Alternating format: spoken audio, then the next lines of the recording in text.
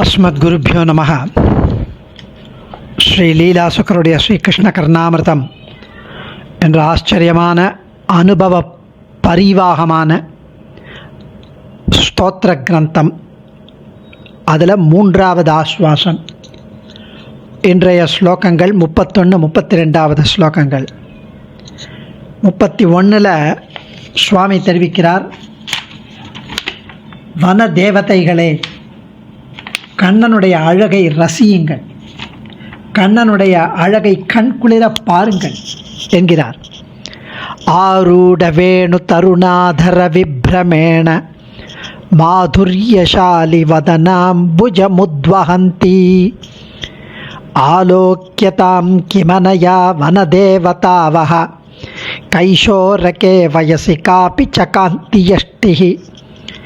ஆரூட வேணு தருணாதர விப்ரமேண மாதுர்யசாலி வதனாம்புஜ முத்வஹந்தி ஆலோக்யதாம் கிமனயா வனதேவதாவஹ கைஷோரகே வயசி coffee சகாந்தி யஷ்டிஹி. வனதேவதைகளே, உங்கள் அழகினால், நீங்கள் அழகாக இருக்கீங்க, கரெக்ட் தான், ஆனால் உங்கள் அழகினால் எந்தவித பயனும் இல்லை. உங்கள் முன்னாடியே உலாவி வரும் யௌவனத்தின் நுழைவாயிலில் இருக்கும். இப்போ தான் யௌவனத்தில் நுழைய போகிறான் அவன். அப்படி ஒரு ஜோதி ஸ்வரூபி, ஒளி வடிவம், காந்தி வடிவம் அந்த பாலகிருஷ்ணனை பார்த்து ரசியுங்கள். அவன் உதடுகளை பாருங்கள், கொவ்வை பழம் போல சிவந்திருக்கும் அந்த பவள இதழ்கள். அவற்றில் அவன் புல்லாங்குழலை பதிய வைத்து இசையினால் விளையாடி கொண்டிருக்கிறான். அவன் முகத்தாமரை இனிமையே தாங்கி இருக்கும், இனிமையின் ஸ்வரூபம் அந்த முகத்தாமரை. ஆரூட வேணு தருணாதர விப்ரமேண மாதுர்யசாலி வதனாம்புஜமுத்வஹந்தி ஆலோக்யதாம் கிமனயா வனதேவதாவஹ கைஷோரகே வயசி காபி சகாந்தி யஷ்டிஹி. வனதேவதாக, வனதேவதைகளே, வஹா உங்களுக்கு, அனயா இந்த வனத்தின் அழகினால், உங்களுடைய அழகினால், கிம் என்ன பிரயோஜனம்? அதன் அழகிற்கு அழகு சேர்க்கும் பரதேவதை, பரஞ்சோதி, பரஞ்சுடர் கண்ணன், அவனை கண்குளிர பாருங்கள். ஆரூட வேணு, புல்லாங்குழல் ஏறப்பெற்று புல்லாங்குழலை வச்சுண்டு, தருண அதர விப்ரமேன அழகிய கீழ் உதட்டின் ஒளியால், மாதுரிய காலி, மாதுரியசாலி, மாதுரியசாலின இனிமை மிகுந்து விளங்குவதும், வதன அம்புஜம் தாமரை முகத்தை, உத்வஹந்தி தாங்கி நிற்பதும், கைஷோரகே வயசி யௌவனத்தை தொட்டு நிற்கும் வயசு. இப்போதான் யௌவனத்தில் இறங்க போகிறான். கா அப்பி இப்படிப்பட்டதுன்னு வர்ணிக்க முடியாதவன், இப்படிப்பட்டதுன்னு சொல்ல முடியாத ஒரு அழகு. காந்தி யஷ்டிகி அப்படிப்பட்ட ஒளி பிழம்பு அவன், ஒரு காந்தி வடிவம். அவனை ஆலோக்கியதாம் பார்க்கப்படட்டும், அப்படிப்பட்ட ஒளி பிழம்பு, அது இனிமையை தாங்கி இருக்கும் என்கிறார் சுவாமி.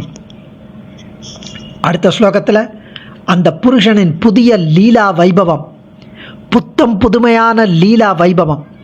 அவன் தொன்மையானவன், ஏன்ஷியன்ட், பழைய புருஷன், புராண புருஷன்.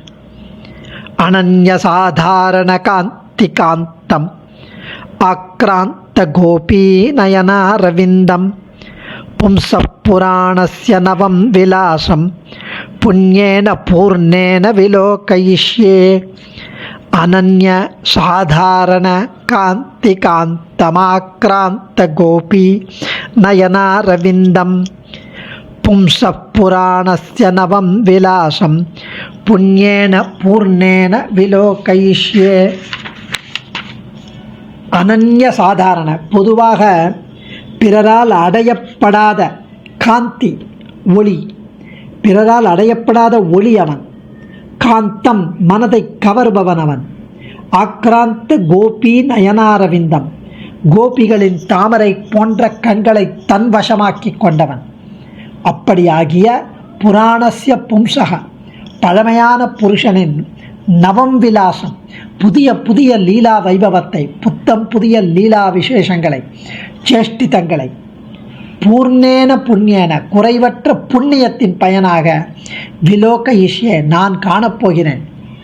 அதாவது அவர் என்ன சொல்ல வர்றார்னா, அனன்ய சாதாரண காந்திகாந்தம் ஆக்ராந்த கோபி நயனாரவிந்தம் பும்ச புராணஸ்ய நவம் விலாசம் புண்ணியேன பூர்ணேன விலோக இஷ்யே. மிக பழமையான அந்த புராண புருஷன், அந்த புருஷனின் புத்தம் புதுமையான லீலா விசேஷங்களை நான் காணப்போகிறேன், நிச்சயம் காணப்போகிறேன். எப்படி அவ்வளோ இதுவாக சொல்கிறேன்னா, நான் புண்ணியங்களை நிறைய சேர்த்திருப்பேன் போல் இருக்கு. இல்லைன்னா எனக்கு இந்த மாதிரி ஒரு பாக்கிய விசேஷம் எப்படி கிடைக்கும்? அது யார் அப்படின்னா, கண்ணனின் காந்தி வைபவம். அவன் எவரிடமும் சாதாரணமாக இருக்காது அந்த மாதிரி ஒரு ஒளி வைபவம், ஒளிச்சுடர். ஏன்னா அந்த காந்தி ஒன்று தான், அந்த ஒளி தான் கோபியர்களின் கண்களை ஆக்கிரமித்து கொண்டது, கவர்ந்து கொண்டது, கவர்ந்து இழுக்கிறது அவர்களை. அதனால் ஏதோ அஜ்ஞாத சுகிருதம், ஏதோ பண்ண புண்ணியம், இந்த தொன்மையான அந்த பரமபுருஷன், பழைய புருஷன், அவனுடைய புத்தம் புதுமையான லீலா விசேஷங்களை நான் காணப்போகிறேன், அவனுடைய பாக்கிய விசேஷத்தான் என்கிறார் சுவாமி. அடியேன் தன்யோஸ்மி. சர்வம் ஸ்ரீ கிருஷ்ணார்ப்பணமஸ்து.